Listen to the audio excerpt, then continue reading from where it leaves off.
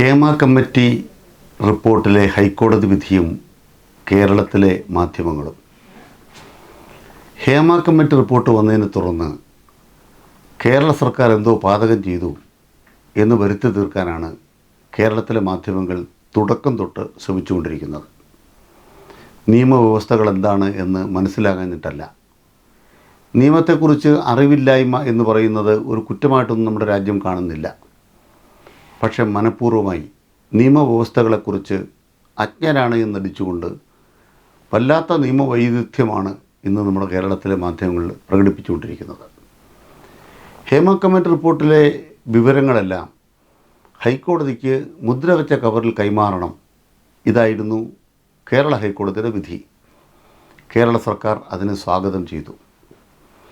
ആ റിപ്പോർട്ട് 10-ാം തീയതി ബഹുമാനപ്പെട്ട കേരള ഹൈക്കോടതിയിലെത്തി. ഹൈക്കോടതിയാകട്ടെ പ്രത്യേക ബെഞ്ച് ആ റിപ്പോർട്ടിൻ്റെ ഉള്ളടക്കത്തിലേക്ക് പോകാൻ തയ്യാറായില്ല. ഞങ്ങൾ ആ റിപ്പോർട്ട് പരിശോധിക്കാൻ ഉദ്ദേശിക്കുന്നില്ല. അതിനെ സംബന്ധിച്ച് കുറേ വസ്തുതകൾ സമൂഹത്തിനകത്ത് പ്രചാരത്തിലുണ്ട്. അതിൽ നിരവധിയായ വനിതകൾ, സിനിമാ രംഗത്തുള്ള വനിതാ പ്രവർത്തകർ, അവർ ലൈംഗിക ചൂഷണത്തിന് വിധേയമായതടക്കം തെറ്റായ കാര്യങ്ങളുടെ നിരവധി ഉദാഹരണങ്ങൾ റിപ്പോർട്ടിലുണ്ട്. ബഹുമാനപ്പെട്ട കേരള ഹൈക്കോടതി കേരള സർക്കാരിനോട് പറയുന്നത്, നിങ്ങൾ ഈ റിപ്പോർട്ടിൽ പരാമർശിക്കുന്ന പേരുകാരാരൊക്കെയാണോ അവരെ പ്രത്യേക അന്വേഷണ സംഘം സമീപിക്കുക. സമീപിച്ചതിൻ്റെ അടിസ്ഥാനത്തിൽ അവർക്ക് എന്തെങ്കിലും പരാതിപ്പെടാനുണ്ടെങ്കിൽ ആ പരാതിക്ക് പ്രോത്സാഹനം നൽകുക. ഇതാണ് സർക്കാരിൻ്റെ ചുമതല. ഇതാണ് ബഹുമാനപ്പെട്ട കേരള മുഖ്യമന്ത്രി ഹേമ കമ്മിറ്റി റിപ്പോർട്ടുമായി ബന്ധപ്പെട്ട് വളരെ വ്യക്തമായും പറഞ്ഞത്. ആ കമ്മിറ്റിക്ക് പരാതി പറഞ്ഞവരോ മൊഴി കൊടുത്തവരോ അല്ലാത്തവരോ ആയി സിനിമാ മേഖലയിലുള്ള ഏതെങ്കിലും വ്യക്തികൾക്ക് തങ്ങൾക്കുണ്ടായ ദുരനുഭവം സംബന്ധിച്ച് പരാതിപ്പെടാനുണ്ടെങ്കിൽ പരാതിപ്പെടാം. ഇതുതന്നെയാണ് കേരളത്തിലെ മുഖ്യമന്ത്രി വ്യക്തമാക്കിയത്.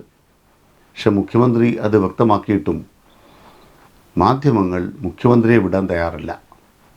ഏതോ ഉന്നതന്മാരെ, സിനിമാ പ്രവർത്തകരെ രക്ഷിക്കുന്നതിന് വേണ്ടി കേരള സർക്കാർ തെറ്റായി പ്രവർത്തിക്കുന്നു എന്നുള്ളൊരാഖ്യാനമാണ് പൊതുവിൽ മാധ്യമങ്ങൾ കൊടുത്തുകൊണ്ടിരുന്നത്.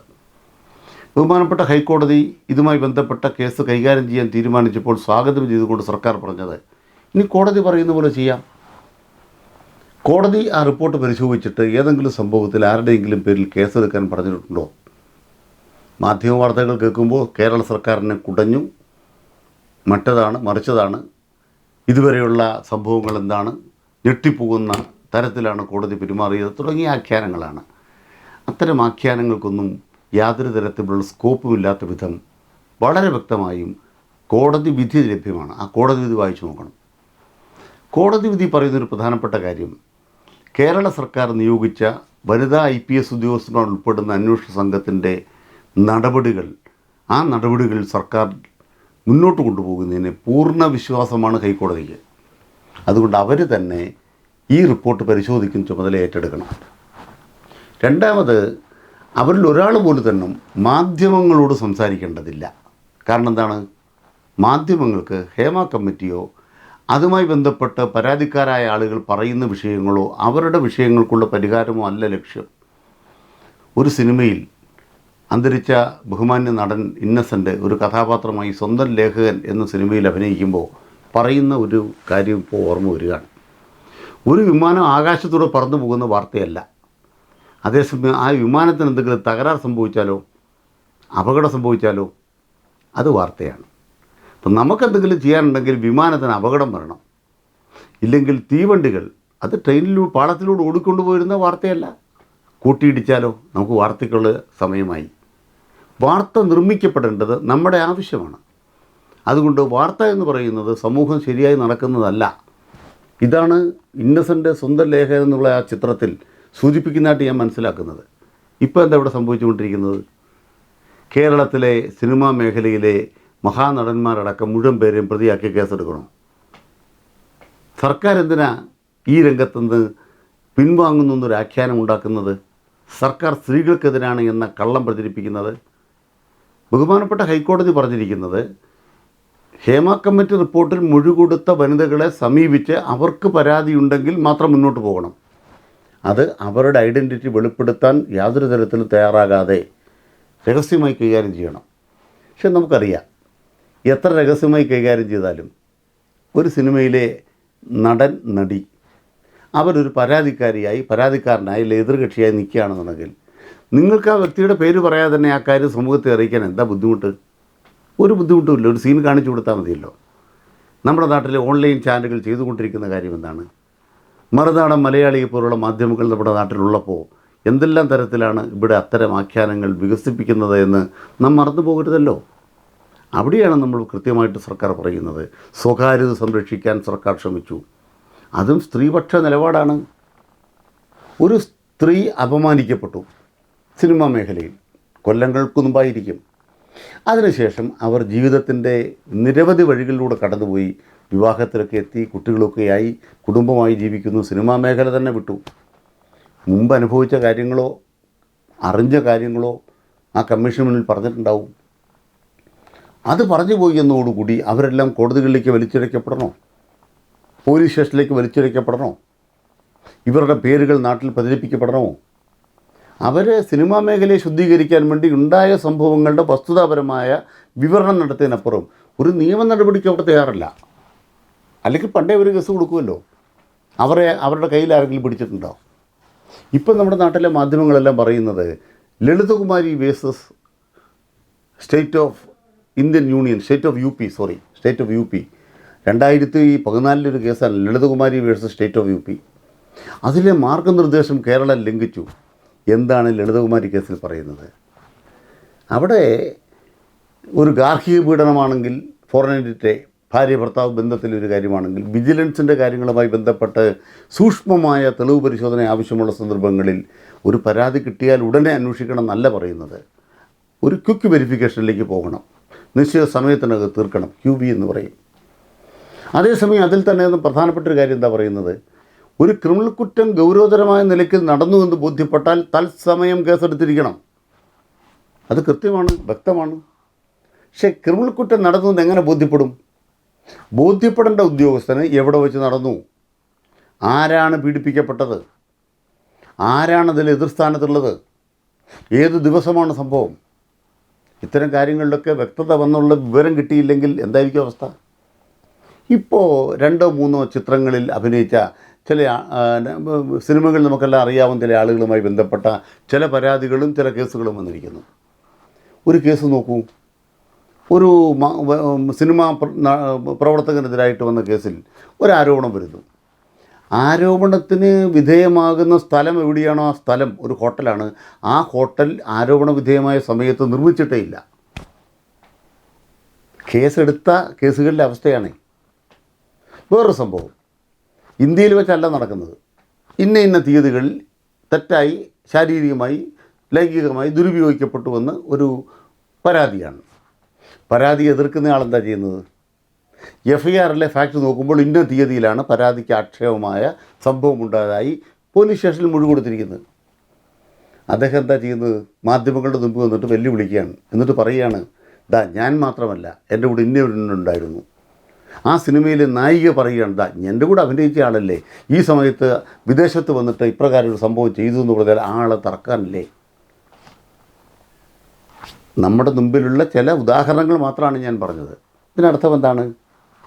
ഇതിനർത്ഥം സിനിമാ മേഖലയിലെ മുഴുവൻ പുരുഷന്മാരും പ്രതികളായി, മുഴുവൻ സ്ത്രീകളും ബാധികളായി സർക്കാരിന് കേസെടുക്കാൻ പറ്റുമോ?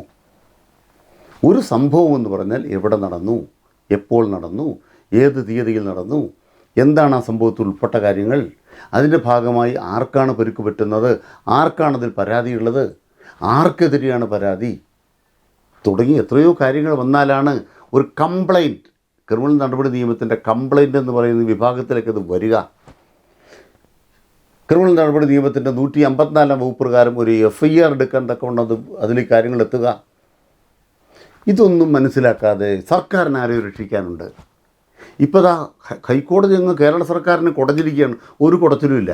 ആ ജഡ്ജ്മെൻറ്റ് വായിച്ചാൽ മനസ്സിലാകും. കോടതി വാദത്തിനിടെ പല ചോദ്യം ചോദിക്കും. ഇത്തരം കാലം എന്ത് ചെയ്യായിരുന്നു, മറ്റതാണ് മറിച്ചാണെന്നൊക്കെ ചോദിക്കുമല്ലോ. സർക്കാർ അവധാനതയോടെ ഈ കാര്യം കൈകാര്യം ചെയ്തു. ഈ സിനിമാ മേഖലയിലെ തെറ്റുകളെ സംബന്ധിച്ച് മൊഴി കൊടുത്ത് ഹേമ കമ്മിറ്റിയിൽ റിപ്പോർട്ട് വരാൻ സഹായിച്ച ഒരൊറ്റ വനിതയും ആശങ്കപ്പെടേണ്ടതില്ല. നിങ്ങൾക്കാർക്കെങ്കിലും പരാതിയുണ്ടെങ്കിൽ കേസിലേക്ക് പോകണമെന്ന് ആഗ്രഹിക്കുന്നുണ്ടെങ്കിൽ സർക്കാർ നിങ്ങളുടെ കൂടെ.